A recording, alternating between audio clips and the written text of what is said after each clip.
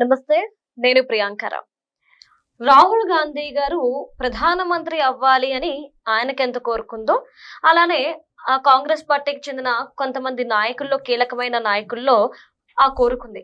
ఏం చేసినా సరే రాహుల్ గాంధీ గారిని ప్రధానమంత్రి చేయాలి. అయితే రేవంత్ రెడ్డి గారు కూడా ఇందుకి సుముఖంగా ఉన్నారు. ఇప్పుడు బీఆర్ఎస్ పార్టీ కూడా పరోక్షంగా కోరుకుంటున్నారు రాహుల్ గాంధీ గారు ప్రధానమంత్రి అవ్వాలి. ఎందుకంటే బీజేపీ ఉండకూడదు. ఇప్పుడు ఏపీకి ప్రత్యేక హోదా వస్తుందా రాహుల్ గాంధీ ప్రధానమంత్రి అయితే అనే ఒక డౌట్ అందరికి రేస్ అయింది. ఇవ్వడానికి, ప్రత్యేక హోదా ఇవ్వడానికి ఇటు రేవంత్ రెడ్డి గారు, బీఆర్ఎస్ పార్టీ వాళ్ళు కూడా ఒప్పుకున్నారు అనే ఒక చర్చ కూడా తెర మీదకి వచ్చింది. అసలు ఏంటి, ఎందుకు ఈ చర్చ మొదలైంది, ఎక్కడ దీనికి ఆధారం ఉంది అనేది చూద్దాం. మనతో మాట్లాడడానికి సీనియర్ జర్నలిస్ట్ సిఎస్ రావు గారు ఉన్నారు, ఆయన అడుగుదాం. నమస్కారం సార్. నమస్తే. ప్రత్యేక హోదా అనే పదం ఎత్తగానే అందరికి జగన్మోహన్ రెడ్డి గారు గుర్తొస్తారు. మెడలోంచి కేంద్రం మెడలోంచి తెస్తాని తేలా. ఇప్పుడు రాహుల్ గాంధీ గారు కనుక ప్రధానమంత్రి అయితే ఏపీకి ప్రత్యేక హోదా వస్తుంది అని ఒక చర్చ వచ్చింది. ఇందుకు ఇటు రేవంత్ రెడ్డి గారు, అటు కేసీఆర్ గారు ఇద్దరు కూడా అంగీకరించారంట. ఇందులో వాస్తవం ఎంత సార్? సో వాస్తవం అవాస్తవం అనేది పక్కన పెడితే, రాహుల్ గాంధీ గారిని ప్రధాని చేయాలని కోరుకునే ప్రతి ఒక్కళ్ళు ఆంధ్రప్రదేశ్కి ప్రత్యేక హోదా ఇవ్వాలి అనేటువంటి డిమాండ్ కట్టుబడి ఉండాల్సిందే. ఎందుకంటే అది కాంగ్రెస్ పార్టీ స్టాండు, రాహుల్ గాంధీ గారి స్టాండు. ఇది ఆంధ్రప్రదేశ్కి ప్రత్యేక హోదా ఇచ్చి తీరాల్సిందే, తాము అధికారంలోకి వస్తే మేము ప్రత్యేక హోదా ఇస్తామని చెప్పి. ఎందుకంటే వాళ్ళు ఉమ్మడి ఆంధ్రప్రదేశ్ని విడగొడుతూ చట్టం తయారు చేశారు. ఆ చట్టంలో ప్రత్యేక హోదా అనే దాన్ని పెట్టింది కూడా వాళ్లే. 5 సంవత్సరాలు కాదు, ప్రత్యేక హోదా అనేది 10 సంవత్సరాలు ఉండాలి అని చెప్పి. సో కాబట్టి ఖచ్చితంగా వాళ్ళు ప్రత్యేక హోదాకి కట్టుబడి ఉంటారు. అంటే రాహుల్ గాంధీ గారిని ప్రధానమంత్రిగా ఉండాలి అని కోరుకుంటున్నటువంటి ప్రతి లీడరు, అది తెలంగాణనా లేదంటే ఇంకో రాష్ట్రం, ఏ రాష్ట్రం అయినా సరే, ప్రత్యేక హోదాకు కూడా సిద్ధపడి ఉండాలి అనేది కాంగ్రెస్ పార్టీ చెప్తుంది, అధిష్టానమే చెప్తుంది, గతంలో కూడా చెప్పింది. ఎందుకంటే ప్రత్యేక హోదా అనేది కాంగ్రెస్ పార్టీకి సంబంధించినటువంటి నినాదమా, లేదంటే హామీనా, లేదంటే మీ పార్టీతో ఏర్పడేటువంటి కూటమి అభిప్రాయం అంటే లేదు మా కూటమి అభిప్రాయం అని చెప్పి కూడా చెప్పారు. ఆన్ రికార్డ్ ఉంది. కాబట్టి ఆయన్ని ప్రధానమంత్రిగా కోరుకునేటువంటి వాళ్ళు ప్రతి ఒక్కరు ఆంధ్రప్రదేశ్కి ప్రత్యేక హోదా ఇవ్వాల్సిందే అని చెప్పి ఉండాల్సిందే, కట్టుబడి ఉండాల్సిందే.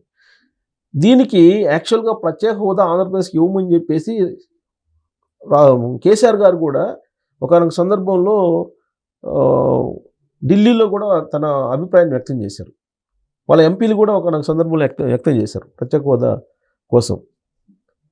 అలాగే ఇప్పుడు మోడీయేతర ప్రభుత్వం ఏర్పడాలి, బీజేపీయేతర కాదు, మోడీయేతర ప్రభుత్వం ఏర్పడాలి అనేటువంటి వాళ్ళల్లో కల్వకుంట్ల ఫ్యామిలీ ఉంది ఇప్పుడు.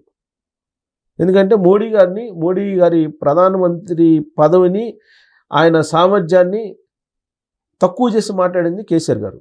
ఆయన అసలు దేశానికి ప్రధానమంత్రికి పనికిరాడని చెప్పేసి ప్రెస్ మీట్లో 2023 అసెంబ్లీ ఎన్నికలకు ముందు అనేక సందర్భాల్లో మాట్లాడారు. ఆయన ఏమీ తెలియదు నరేంద్ర మోడీ గారికి అని చెప్పి.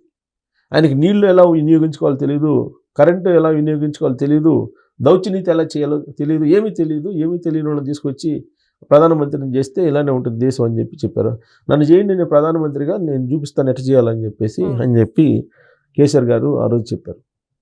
అంటే మోడీయేతర ప్రభుత్వం సేపు రాబోయేటువంటి రోజుల్లో ఒకవేళ రాహుల్ గాంధీ గారిని ప్రధానమంత్రిని చేయడానికి అవసరమైతే కేసీఆర్ గారు, లేదంటే కల్వకుంట్ల ఫ్యామిలీ, లేదంటే బీఆర్ఎస్ పార్టీ సపోర్ట్ చేసింది అని అంటే ఖచ్చితంగా వాళ్ళు కూడా ప్రత్యేక హోదాకి ఒప్పుకోవాల్సిన పరిస్థితి ఏర్పడుతుంది. లేదంటే ప్రత్యేక హోదా ఇస్తామన్నారు కదా, ఇవ్వలేదని అడుగుతారు. సో ఈ ప్రస్తావన ఎందుకు వచ్చిందని అంటే, తెలంగాణకు సంబంధించినటువంటి రాజకీయ వ్యవహారాల కమిటీ సమావేశం జరిగింది వికారాబాద్లో, అనంతగిరి హిల్స్లో జరిగింది.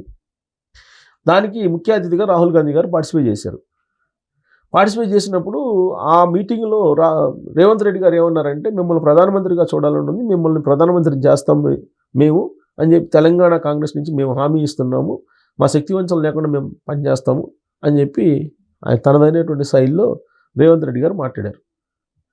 ఆయన మరి నేను కూడా ప్రధానమంత్రి అవుతాను, నరేంద్ర మోడీ గారు అమెరికాకి అమ్మేస్తున్నాడు భారతదేశాన్ని, కాబట్టి నేను ప్రధానమంత్రి అవ్వాలని నాకు ఉంది కోరిక అని చెప్పేసి ఆయన మొట్టమొదటిసారిగా వ్యక్తం చేశాడు.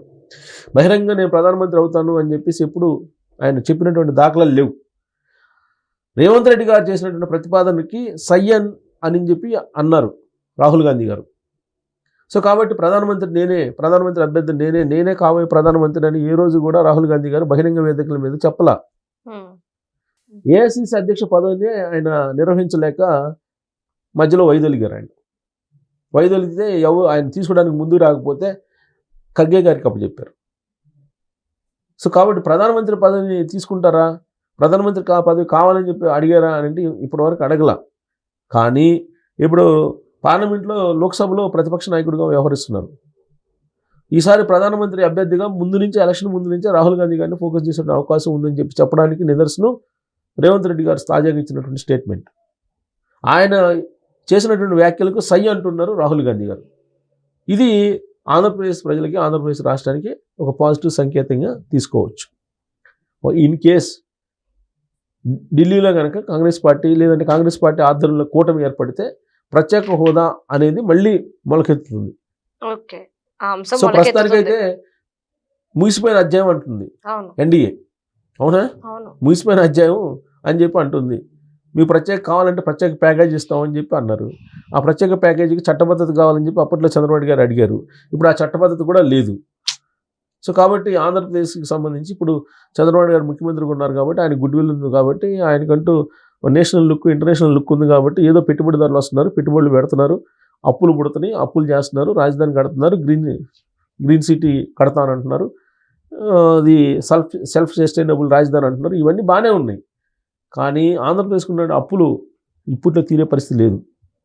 వచ్చేటువంటి రూపాయలు 99 పైసలు అంటున్నారు ఆర్థిక మంత్రి పయ్యావుల కేశవ్ గారు. 99 పైసలు ఉద్యోగస్తులు కానీ ఉద్యోగుల జీతాలకి, బత్యాలకి, పెన్షన్లకి సరిపోతుంది అని చెప్పి ఆయన చెబుతున్నారు. మరి ఇంకా రాష్ట్రంలో అభివృద్ధి ఎలా జరుగుతుంది?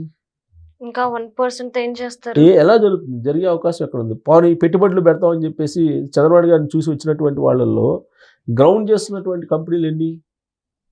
ఇవన్నీ గ్రౌండ్ కావాలంటే చంద్రబాబు గారు మళ్ళీ 2029లో కూడా గెలవాలి. ఇన్ కేస్ మిస్ఫైర్ అయితే అక్కడ పెట్టుబడులు వచ్చే అవకాశం లేదు. అప్పుడు ఏం చేయాలి?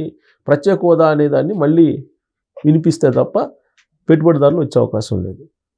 సో అప్పుడు మరి ఎన్డీఏ కాకుండా అక్కడ కనుక ఇండియా కూటమి కనుక అధికారంలోకి వస్తే ఇప్పుడు ఏదైతే రాహుల్ గాంధీ గారిని ప్రధానమంత్రి అని కోరుకుంటున్నారో వీళ్ళందరూ ప్రత్యేక హోదాకి ఒప్పుకోవాల్సిందే. అప్పుడు అంటే రాజకీయంగా భవిష్యత్తులో ఒకవేళ పరిణామాలు అలా వస్తే,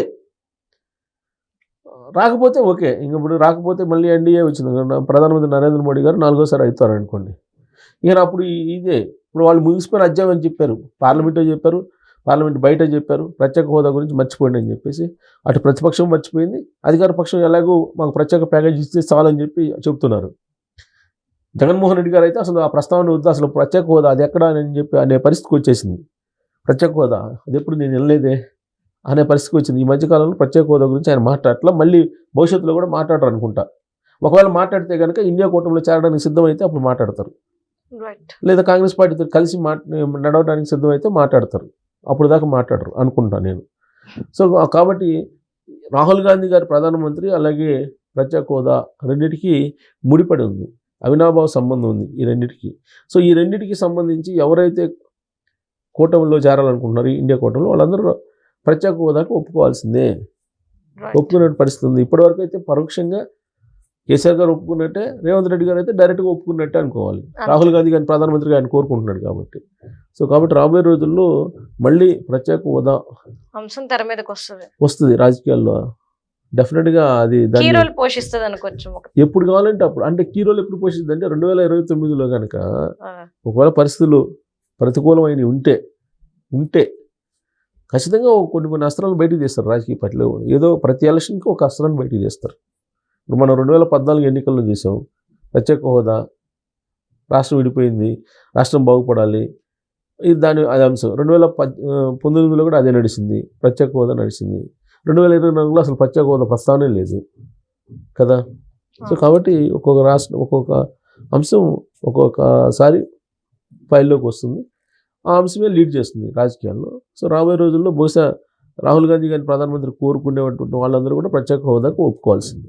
right. Thank you so much sir. Thank you.